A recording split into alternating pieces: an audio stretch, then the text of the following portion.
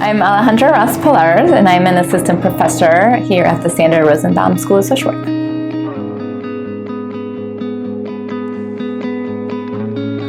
So the goal of my research has always been to improve the well-being of working families with low incomes. And so my research has always been interested in understanding how characteristics of parents' employment and children's early care and education experiences impact child and family well-being. And so when I started my research career, I was really focused on sort of the early care and education side of that and looking at how different aspects of children's child care arrangements impacted the early childhood development. A lot of my work was looking at like the stability of child care and how that matters for child well-being. And so since then I've sort of evolved more where I'm still looking at early care education, but also looking more at parental employment. And so some of the things that I've been looking at in recent years is looking at how parents' work schedules in particular matter for parents' well-being and child well-being. So for example, parents who work during non-standard times, like outside of the traditional 9 to 5, Monday to Friday work week, how does that matter for how families spend their time and for parents' mental health, for child development, as well as other aspects of parents' work schedules, like the unpredictability of when they work or working schedules that change week to week. Thinking about like flexibility and parents' work schedules and how that impacts their well-being and their family's well-being. One of the reasons why I started looking at parents' work schedules is in part because they're important for children's early care education arrangements. And so parents who work, for example, during non-standard times are less likely to enroll their children in center-based early care education, which there's a wealth of research showing that that's really supportive of child development, especially for those preschool age kids having that experience before they start kindergarten. And so part of it was thinking about looking at how work schedules mattered for children's early care education experiences, but then also sort of broadening out and being like, well, they don't just matter for early care education, but also for other aspects of families' lives. So knowing how they shape not only children's time in child care, but also children's time with their parents and sort of their well-being too.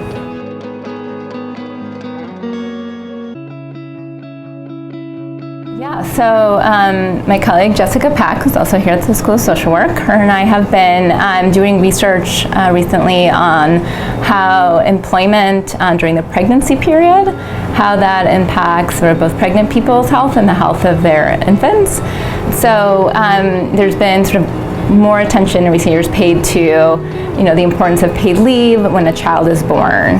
But what we're hearing is really that like parents start to make changes to their work or need accommodations in their work or might need leave from work during pregnancy, so before the child is born. So we've done some research on pregnancy accommodation laws, which are laws that require employers to provide accommodations to pregnant workers.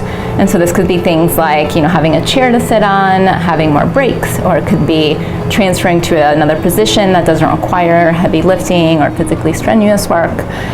So we've been doing research on these laws, which started off at the state level, and now in 2023 there's a federal law called the Pregnant Workers Fairness Act that took effect.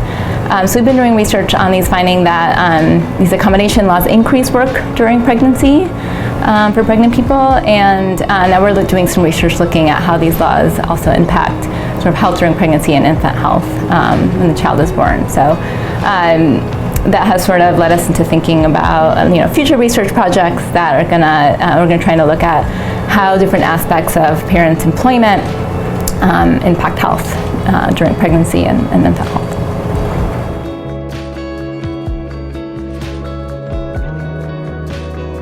So one of my favorite parts of my job is mentoring students, especially around research. And what I really love about that is just watching the growth that happens, especially when I've worked with a student over several years, where you see them really gaining confidence in their research skills and learning how to develop, an idea and like executing that research idea, right, with data, with writing, and really there's a tremendous amount of growth that happens when someone goes through a PhD program. So I really enjoy, sort of mentoring students and watching that process.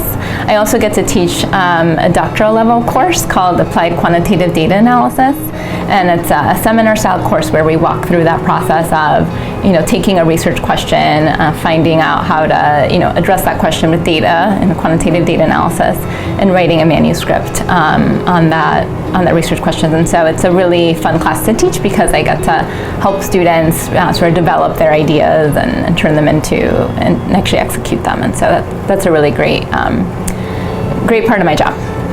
You get to work with.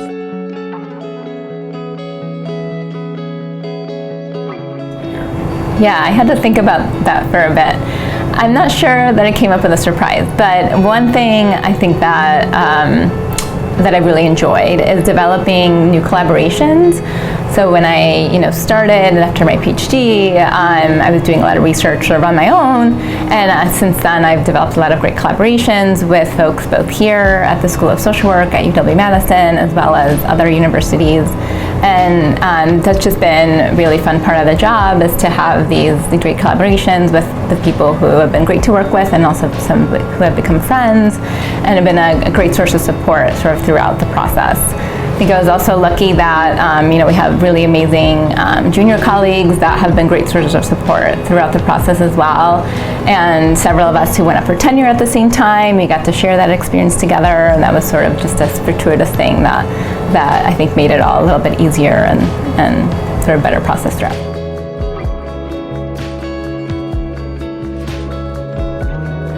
I think in terms of my day-to-day teaching and research responsibilities, I don't think it's going to change that a whole lot. I think what it is going to do in terms of my research is sort of opening up more possibilities. So for example, some of like the long-term research projects that involve big data collection, for example, big time investment, and also take like a long time to see results, are things that weren't so feasible before tenure, but now that I have sort of a longer term horizon and a more freedom to do those kinds of things, sort of thinking about what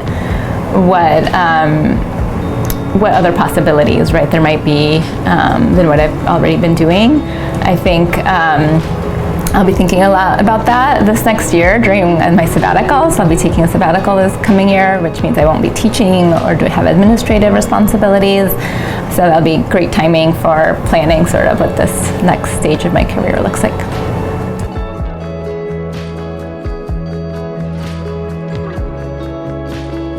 Well, we had, my colleagues had a party for me, which was sort of the first celebration, and which was really fun sort of time together and sort of just take time to recognize that achievement. I've been here for 9 years, so I've known, my colleagues for a while, so it was a fun way to celebrate. Also sort of celebrating with my 40th birthday, which is this summer, and kind of combine celebrations of parties and trips and stuff. So.